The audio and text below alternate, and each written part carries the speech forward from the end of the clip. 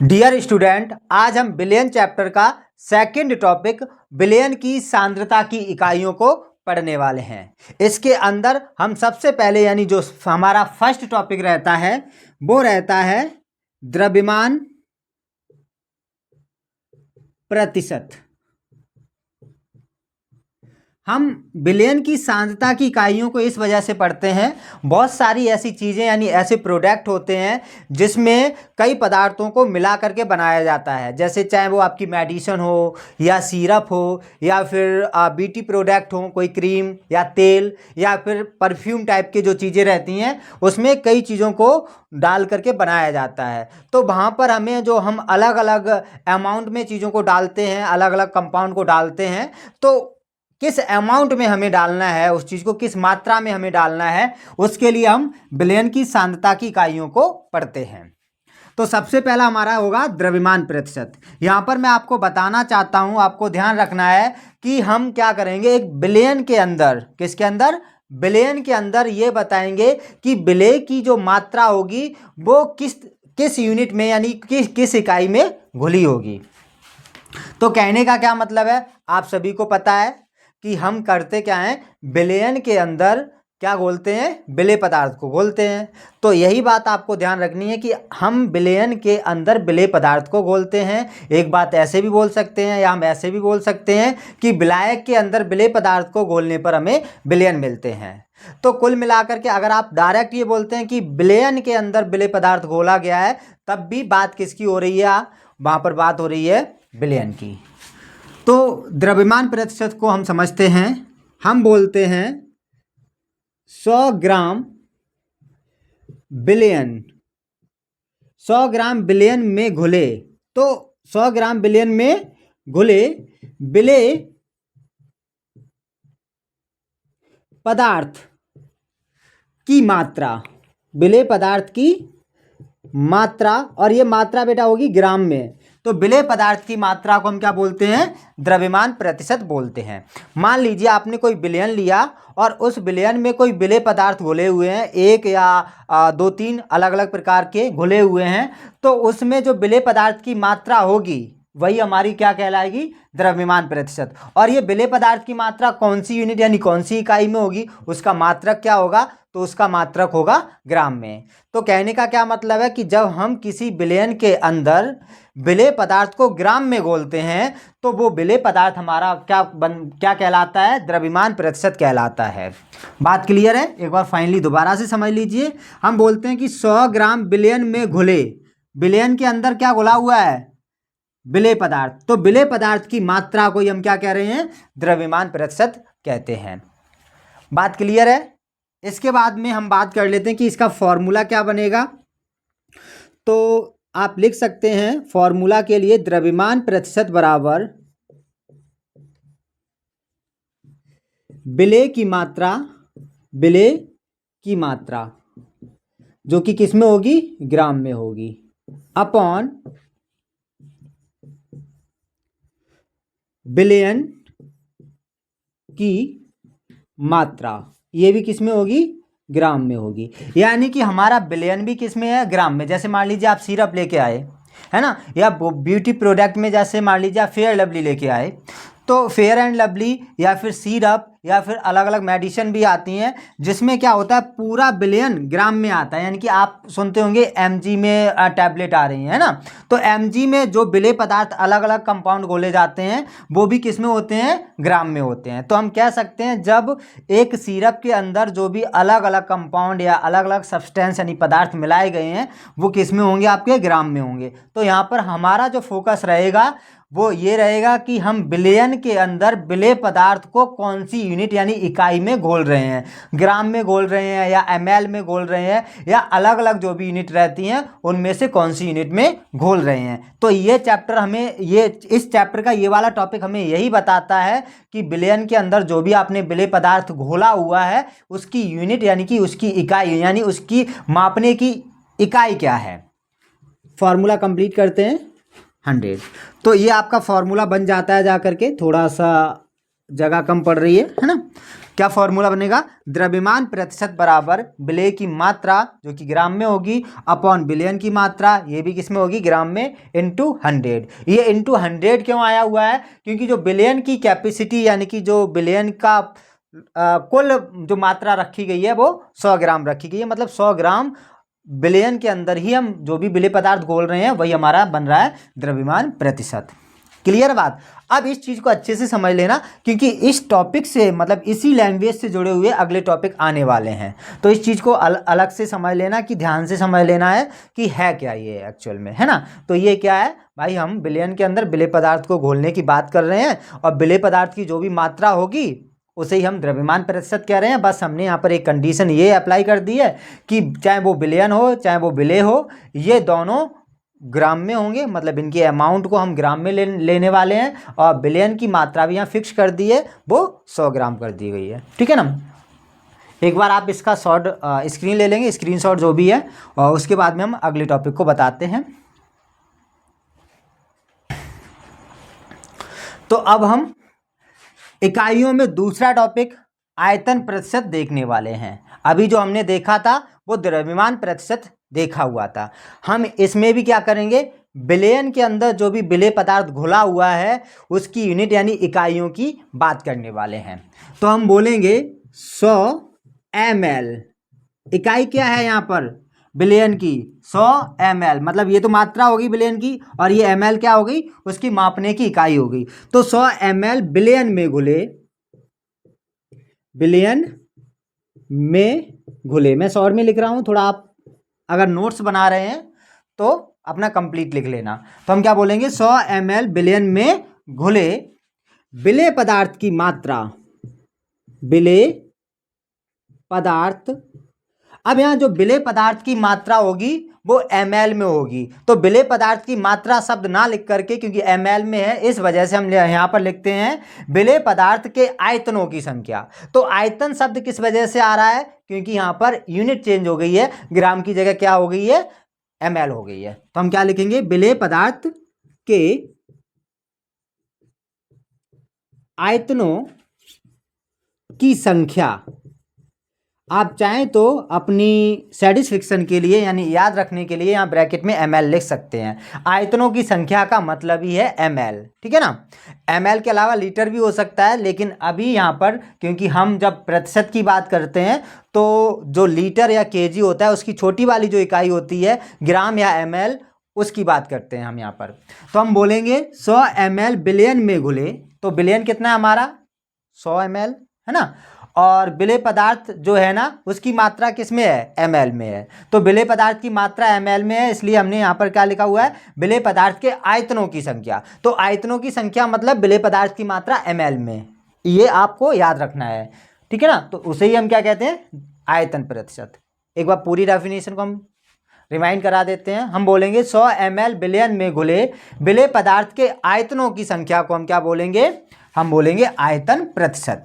अब जैसे मान लीजिए कोई सी ऐसी चीज यानी ऐसा प्रोडक्ट आपके पास में है जो ml में आ रहा है, जैसे परफ्यूम है ml में आ रही है ना। इसके अलावा अगर हम क्रीम की बात करते हैं तो मोस्टली वो भी ml में ही आती हैं।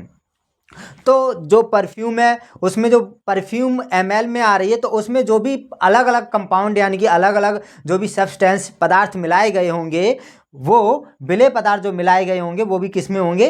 ml में होंगे। और कंप्लीट पूरी बोतल का अगर आप जो वेट होता है वो देखेंगे तो वो भी आपको किस में मिलेगा? ml में मिलेगा। क्लियर बात? तो वहां पर विलेय पदार्थ की इनकी जो क्वांटिटी दिखाई जाएगी यानी कि इनकी जो मात्रा दिखाई जाएगी वो आयतन प्रतिशत शब्द लिखा होगा। वहां पर क्या लिखा होगा? आयतन प्रतिशत। समझ आई बात? अब इसका फॉर्मूला क्या बनता है वो हम देख लेंगे। आयतन प्रतिशत बराबर सबसे पहले क्या आ जाएगा? विलेय पदार्थ, मैं डायरेक्ट कर रहा हूं, विलेय के आयतनों की संख्या। आप चाहें तो पूरा लिख सकते हैं, विलेय पदार्थ के आयतनों की संख्या, आयतनों की संख्या अपॉन नीचे क्या आ जाएगा? जो पिछले वाले में आया था, हाँ, बिलियन का आयतन। ठीक है ना। ये आयतन मतलब एक तरीके से मात्रा ही है, यहाँ पर भी मात्रा ही है, विलेय पदार्थ की मात्रा, यहाँ पर भी मात्रा ही है, बस यूनिट चेंज हो गई, इस वजह से हम यहाँ पर आयतनों की संख्या शब्द का यूज कर रहे हैं। इनटू 100। तो ये 100 क्यों आ रहा है, क्योंकि बिलियन की कुल जो मात्रा रखी गई है वो 100 ml रखी गई है, यानी 100 ml में जितने भी आपके विलेय की जो विलेय पदार्थ घोले होंगे वही हमारा होता है आयतन प्रतिशत। क्लियर बात, कोई डाउट? तो आयतन प्रतिशत भी आपको क्लियर हो गया है। हम क्या कर रहे हैं, विलेय के अंदर बात कर रहे हैं विलेय पदार्थ के घुले होने की, और बस दोनों कंडीशन पर हम ये देख रहे हैं कि जो हमारा विलेय पदार्थ है वो कौन सी यूनिट के अंदर रखा गया है, मतलब ml में या ग्राम में, या जो विलायक है, सॉरी विलायक नहीं है यहाँ पर, विलयन है, वो कौन सी यूनिट में रखा गया है। कुल मिलाकर के विलेय और विलयन, या फिर जब भी विलायक की बात आएगी तो ये तीनों चीज़ें विलयन, विलेय, विलायक कौन सी यूनिट में रखे गए हैं, पूरे इस टॉपिक के अंदर हम इन्हीं यूनिट के बारे में, यानी इन्हीं इकाइयों के बारे में समझने की और जानने की कोशिश करते हैं। आगे हम बात करने वाले हैं, वो बात करेंगे द्रव्यमान आयतन प्रतिशत की। इससे पहले आप एक बार इसका शॉर्ट स्क्रीन ले लें, और जो बच्चे कंटिन्यू क्लास ज्वाइन कर रहे हैं वो कमेंट करते रहें कि आपने कौन कौन से टॉपिक को समझा हुआ है। अगर टॉपिक समझ आता है तो कमेंट ज़रूर करें। कमेंट करने से आपका टॉपिक याद भी होता है, साथ ही साथ में ये भी पता चलता रहता है कि कौन सा बच्चा एक्साइटेड होकर वीडियो को देख रहा है, और मुझे ये बोलना ना पड़े। अगर वीडियो आपको अच्छा लगता है, पसंद आता है तो लाइक भी करिए, और अगर कोई कमी लगती है वीडियो के अंदर तो उसे भी कमेंट करके आप बता सकते हैं। क्योंकि कुछ बच्चे कमेंट कर रहे थे कि सर बोर्ड में जो आप लिखते हैं उसकी ब्राइटनेस थोड़ी सी ऊपर नीचे हो जाती है, मतलब क्लियर नहीं दिखाई देता है। तो बताना कि इसमें भी इस वाले वीडियो में कोई मिस्टेक रह रही है या नहीं रह रही है। अगर रहती है तो उसे अगले वीडियो में मैं सुधारने की कोशिश करूंगा, क्योंकि ये स्टार्टिंग के वीडियो हैं तो अभी काफ़ी चीज़ें जो है ना थोड़ी मिस्टेक जो रह रही हैं उन्हें सही करने की कोशिश करूँगा, और आने वाले 2-4 वीडियो के अंदर ये सारी समस्याएँ आपको सॉल्व मिल जाएंगी। तो एक बार शॉर्ट स्क्रीन ले लेना इसकी, फिर हम अगली टॉपिक की तरफ बढ़ते हैं। अब हम बात करेंगे तीसरे टॉपिक की, द्रव्यमान आयतन प्रतिशत। यानी हमने द्रव्यमान प्रतिशत पहले पढ़ा, फिर आयतन प्रतिशत पढ़ा। अब उन दोनों को मिलाकर के जो हमारा प्रतिशत बन रहा है उसे हम बोल रहे हैं द्रव्यमान आयतन प्रतिशत। इसकी डेफिनेशन क्या देंगे आप समझेंगे जरा। हम बोलेंगे 100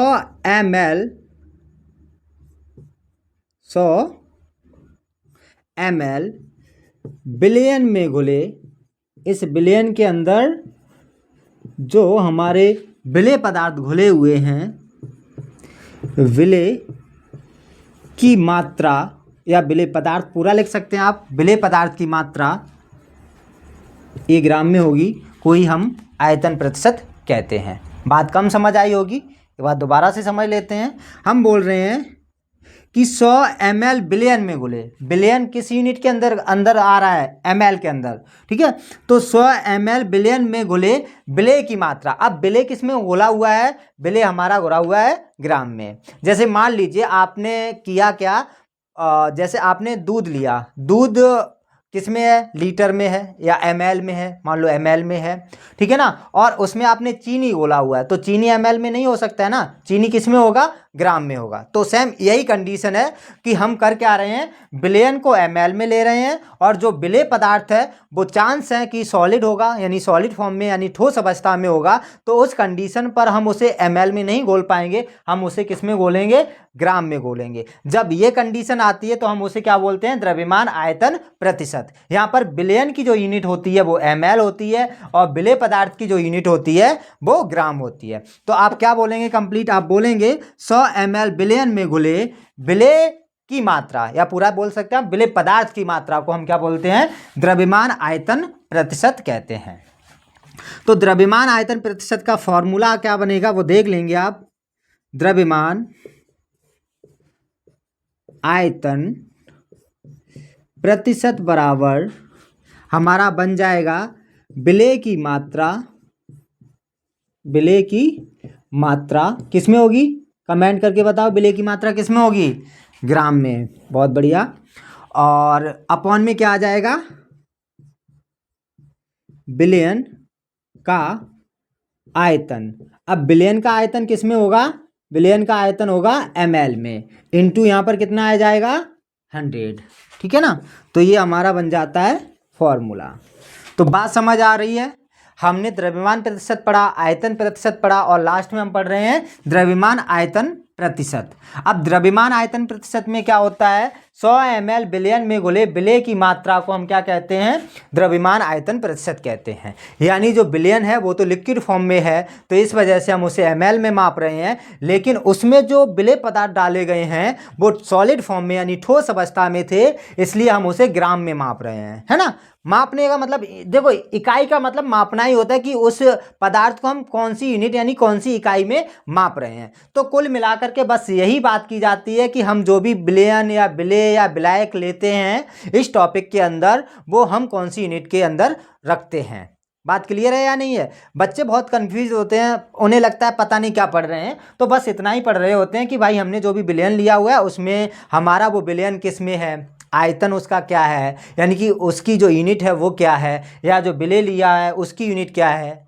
तो ये भी चीज़ें इस बात पर तय होती हैं कि जो भी हमारा विलेय है या विलयन है या फिर विलायक है वो कौन सी अवस्था में है, यानी कि वो सॉलिड है या लिक्विड है या गैस है। तो ये कंडीशन भी काफ़ी हद तक तय करती हैं कि उसकी यूनिट ग्राम होगी या फिर ml होगी या फिर है ना लीटर भी हो सकती है या केजी भी हो सकती है। तो वो सारी चीज़ें उस कंडीशन पर डिपेंड करती हैं।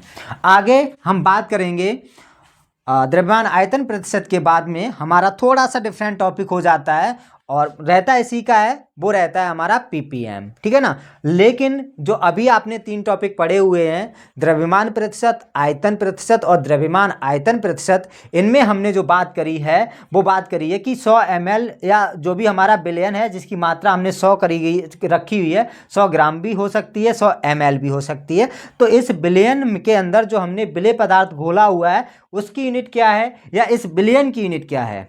तो द्रव्यमान प्रतिशत में आपने समझा कि इस बिलियन की यूनिट जो रहती है वो ग्राम रहती है और विलेय की यूनिट भी ग्राम रहती है। किसमें? द्रव्यमान प्रतिशत में। लेकिन आयतन प्रतिशत में यही यूनिट चेंज हो जाती है और ये हो जाती है ml, और यहाँ पर भी क्या हो जाती है ml, मतलब बिलियन की भी यूनिट ml हो जाती है और विलेय की भी यूनिट ml हो जाती है। लेकिन द्रव्यमान आयतन प्रतिशत में क्या होता है, बिलियन की यूनिट ml रहती है लेकिन विलेय की यूनिट क्या हो जाती है, ग्राम हो जाती है। और हम बात क्या कर रहे होते हैं, हम बात कर रहे होते हैं कि एक बिलियन के अंदर हमने विलेय पदार्थ को जो घोला हुआ है वो किस यूनिट में घोला हुआ है। अगर हम ग्राम में घोलते हैं तो द्रव्यमान प्रतिशत हो जाता है, अगर हम ml में घोलते हैं तो आयतन प्रतिशत हो जाता है, और अगर बिलियन ml में है और पदार्थ ग्राम में घोल रहे हैं, विलेय पदार्थ ग्राम में घोल रहे हैं, तो वो हमारा द्रव्यमान आयतन प्रतिशत हो जाता है। ठीक है। तो एक बार इसकी शॉर्ट स्क्रीन ले लें और सभी बच्चे नोट्स बनाते हुए चलें। ये नहीं है कि नोट्स नहीं बनाने हैं, नोट्स बनाएं, चीज़ों को समझें, और कोई डाउट रहता है तो उसे कमेंट बॉक्स में टाइप करें और बताएं कि सर इस प्रकार का डाउट है, या फिर कोई क्वालिटी को लेकर आपको लगता है कि क्वालिटी ठीक नहीं आ रही है बोर्ड पे जो हम लिख रहे हैं, क्योंकि अभी बोर्ड का हम यूज कर रहे हैं। ठीक है ना। तो बोर्ड पे हो सकता है कि जो भी चीज़ें लिखी जा रही हैं थोड़ी बिरर यानी हल्की दिख रही हो। अगर ऐसा कुछ है, कम समझ आ रही हैं, कम दिखाई पड़ रही हैं, तो वो भी कमेंट करके बताएं जिससे अगले वीडियो में उनमें सुधार किया जाए। ठीक है ना। तो अगले टॉपिक की तरफ बढ़ेंगे हम, चौथा टॉपिक देखेंगे, उसके बाद में हम वीडियो को एंड करेंगे। तो हमारा चौथा टॉपिक है ppm। ppm की जो फुल फॉर्म होती है वो होती है पार्ट्स पर मिलियन। ठीक है ना। तो पार्ट्स पर मिलियन होता क्या है, बहुत सारी ऐसी चीज़ें होती हैं, मतलब ऐसे हमारे पास में बिलियन होते हैं जिसमें जो विलेय पदार्थ होता है वो बहुत ही सूक्ष्म इकाई में घोला होता है। सूक्ष्म इकाई का मतलब जैसे मान लीजिए आपने क्या किया, जल के अंदर चीनी घोला, तो चीनी आप केजी मतलब किलोग्राम में भी घोल सकते हैं, मतलब ज़्यादा लार्ज अमाउंट में लेकर के आगे किलोग्राम में डाल दिया आपने, या फिर ग्राम में भी डाल सकते हैं आप, है ना। या आप मान लीजिए जल के अंदर जैसे आपने घोल दिया, जैसे अल्कोहल घोल दिया, तो अल्कोहल ml में हो सकता है या लीटर में भी हो सकता है। लेकिन कुछ चीज़ें ऐसी होती हैं जो बहुत छोटी इकाई में, यानी कि मिलियन ऑफ कह सकते हैं हम कि वो मिलियन के उससे लेवल तक छोटी होती हैं। बात समझ पा रहे हैं या नहीं समझ पा रहे हैं? मुझे वर्ड नहीं मिल पा रहा है, मैं जो कहना चाह रहा हूँ, मेरा कहने का ये मतलब है कि जो विलेय पदार्थ होगा वो इतना ज़्यादा छोटा होगा कि अगर हम मान लो 1 ग्राम का कितना हिस्सा कर दें, 10⁻⁻⁶ हिस्सा कर दें, इतनी छोटी इकाई में हमारा जो विलेय पदार्थ होगा वो घुला होगा। मैं ये कहना चाह रहा था, शब्द थोड़े नहीं मिल पा रहे थे, तो आप समझ गए होंगे अब। तो ppm का मतलब क्या होता है, जब कोई बिलियन, जो भी हमारे पास में बिलियन है ना, तो जब बिलियन में जो विलेय की मात्रा होती है, विलेय की मात्रा जो होती है वो अति सूक्ष्म हो। कैसी हो? अति सूक्ष्म हो। अति सूक्ष्म का मतलब उसकी जो यूनिट है वो बहुत ही ज़्यादा छोटी है। अति सूक्ष्म हो तो उसे हम ppm में मापते हैं। जैसे मान लीजिए जल के अंदर फ्लोराइड आयन, तो जल के अंदर जो फ्लोराइड आयन होते हैं वो ppm में मापे जाते हैं। तो इस प्रकार जब कोई भी कंपाउंड, जैसे मान लीजिए जो बहुत ही सूक्ष्म स्केल से उसमें घुला हुआ है, तो उसे हम ppm में मापते हैं। क्लियर है बात? कोई डाउट? अब जैसे मान लीजिए आप जल में फ्लोराइड आयन का जो वैल्यू है वो निकालना चाह रहे हैं, तो उसकी वैल्यू आपको ppm में ही निकालनी पड़ेगी, ग्राम में या ml में उसकी नहीं निकलेगी। तो यही बात है इस वाले टॉपिक की कि जब विलयन के अंदर जो विलेय की मात्रा होगी वो अति सूक्ष्म होगी, इतनी ज़्यादा छोटी होगी कि हम उसे नॉर्मली ml में या लीटर में या ग्राम में या किलोग्राम में नहीं माप पाएंगे, तो उसे हम मापते हैं ppm में। क्लियर है बात? फॉर्मूला क्या बनता है इसका, ध्यान देंगे एक बार। ppm बराबर विलेय की मात्रा अपॉन बिलियन की मात्रा इंटू 10⁻⁶।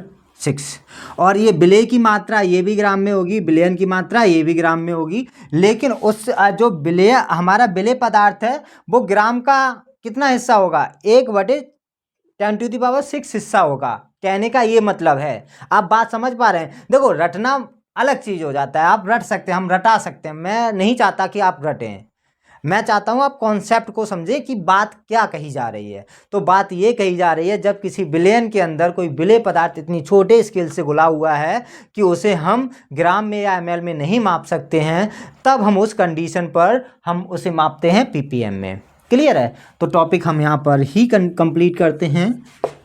अगर आपको वीडियो ये समझ आ रहा है या कोई भी मान लो क्वालिटी को लेकर के आपको कोई भी डाउट लग रहा है या क्वालिटी ठीक ठाक नहीं लग रही है, तो उसे कमेंट करके ज़रूर बताइए, जिससे मैं अगले वीडियो में क्वालिटी सुधार सकूं।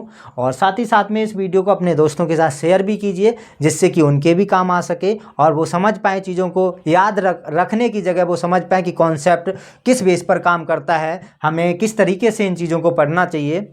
और साथ ही साथ में मेरा विश्वास है कि आप सभी लोगों ने चैनल सब्सक्राइब कर दिया है। अगर नहीं किया है, भूल गए हैं, नहीं कर पाए हैं, तो चैनल अभी सब्सक्राइब कर दीजिए, नोटिफिकेशन बेल ऑन कर दीजिए, जिससे अगला वीडियो आपको मिलता रहे। ठीक है ना? तो पढ़ते रहो और आगे बढ़ते रहो।